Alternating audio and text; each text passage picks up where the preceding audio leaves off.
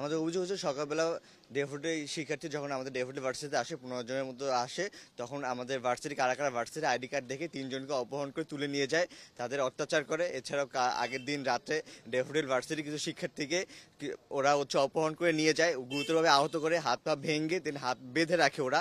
সেই ভিডিওগুলো আমাদের কাছে আছে, এগুলো আমরা দেখতে পাচ্ছি। ওই প্রোটেক্ট করার জন্য আমরা সকালবেলা আমরা হচ্ছে আমাদের নিজেদের ভার্সিটিতে ওইখানে আমরা দাঁড়াই থাকি, যেন সিটি ইউনিভার্সিটি যেন আক্রমণ করতে না পারে।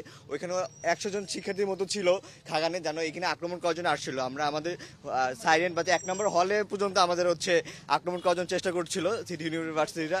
আমাদের নামে মিথ্যা গুজব ছড়াচ্ছিল, আমরা নাকি হচ্ছে তাদের আক্রমণ করতেছি। উল্টা তারা আমাদের আমাদের কিছু কিছু স্টুডেন্টদের, জুনিয়র স্টুডেন্টদের মেরে হসপিটালে পাঠিয়ে দিয়েছে, কিছু কিছু আইসিইউতে আছে। আমরা এরকম বিভিন্ন সাক্ষী হচ্ছি, কিন্তু সোশ্যাল মিডিয়ায় কিছু সোশ্যাল মিডিয়া আছে, ওগুলো আমাদের নামে মিথ্যা প্রচার করতেছে, আমরা নাকি তাদের হামলা করছি। উল্টা তারা আমাদের কিছু কিছু শিক্ষিত হামলা করছে, আমরা এটা প্রতিবাদ করতে চাচ্ছি। কিন্তু এইভাবে সুষ্ঠু বিচার চাচ্ছি যে কেন আমরা প্রক্টরের মাধ্যমে তাদের সাথে নেগোশিয়েট করতে চেয়েছিলাম, কিন্তু তার নেগোশিয়েট এখন পর্যন্ত করতেছে না, কোনো ধরনের ফলাফল আসতেছে না। আমরা এটার তীব্র প্রতিবাদ জানাচ্ছি, শুধু একতরফা না জেনে আমাদের ডেপুটি ভার্সিটিতে শিক্ষার্থীর উপর কী ধরনের হামলা হয়েছে, কি সারা রাত্র আমাদের সাথে এগুলা এগুলা কি কি করতেছে।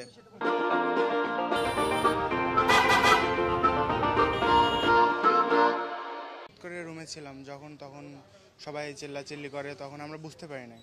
পরে বের হয়ে দেখি যে সবাই যাচ্ছে, পরে আমরাও বের হলাম, কারণ আমাদের ভার্সিটির তো যে দেখি যে সিটি ইউনিভার্সিটির স্টুডেন্টরা আমাদের এদিকে ইট টিট মারছে, বিভিন্ন ধরনের মানে বিভিন্নভাবে, মানে জিনিসটা কীভাবে ব্যাখ্যা করবো, তাদের ব্যবহারটা ছাত্র সুলভ নয়।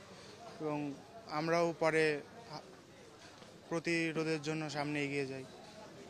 পরে অনেক স্টুডেন্ট এখানে আহত হয়েছে, আমি দেখেছি আমার সামনে কারো মাথায় দিয়ে রক্ত বেরিয়েছে, কারো চোখে অনেক জোরে ব্যথা পেয়েছে, কিন্তু বিষয়টা ছাত্রসুলভ নয়।